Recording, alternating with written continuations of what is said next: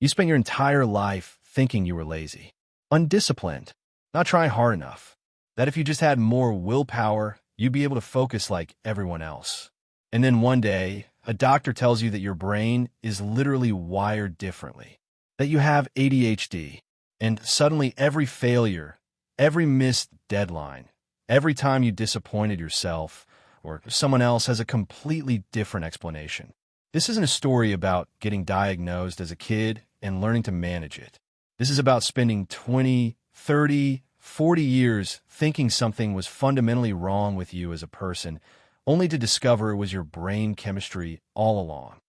Let's talk about what your life looked like before you knew. You probably had systems. So many systems. Elaborate reminder apps, color-coded calendars, sticky notes everywhere, alarms for everything. And they'd work for a week, maybe two. Then you forget to check the app, ignore the alarms, stop seeing the sticky notes. And you feel like a failure all over again. You also probably got really good at last-minute panic. That's when you could finally focus, when the deadline was hours away and adrenaline kicked in. You thought that made you a procrastinator.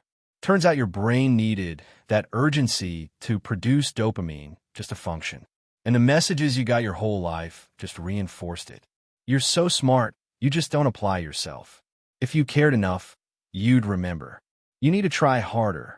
Stop being so scattered. Every report card, every performance review, every disappointed family member telling you that you had so much potential if you'd just get it together. Research on late diagnosed ADHD shows something critical.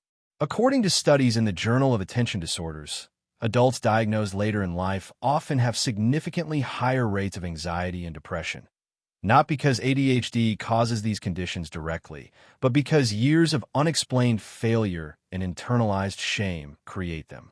So when you finally get diagnosed, it's complicated. There's relief, overwhelming relief that you're not broken, that there's a reason. But there's also grief. Grief for all those years you spent thinking you were the problem. Grief for the opportunities you missed because you couldn't just focus. Grief for the version of yourself you might have been if someone had caught this earlier. You also have to deal with people who don't get it. Everyone has trouble focusing sometimes. ADHD is overdiagnosed. You probably don't really have it. You made it this far without medication. Why start now? I think you're just making excuses. And then there's the medication conversation. Some people try it and describe it like putting on glasses for the first time. Suddenly they can just do things. Tasks that felt impossible become manageable. The constant noise in their head quiets down. But medication isn't magic, and it's not for everyone.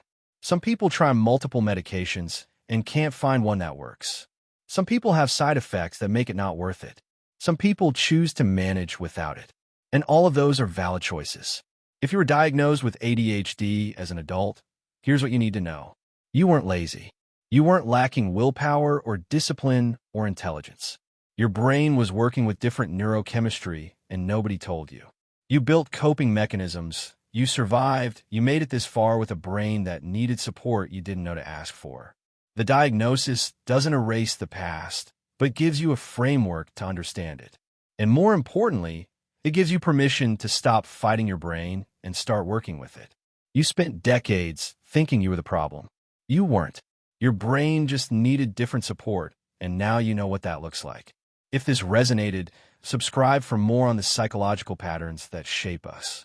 And if you were diagnosed late, know that the years you spent struggling weren't wasted. They taught you resilience you didn't know you'd need. Now you just get to stop fighting yourself.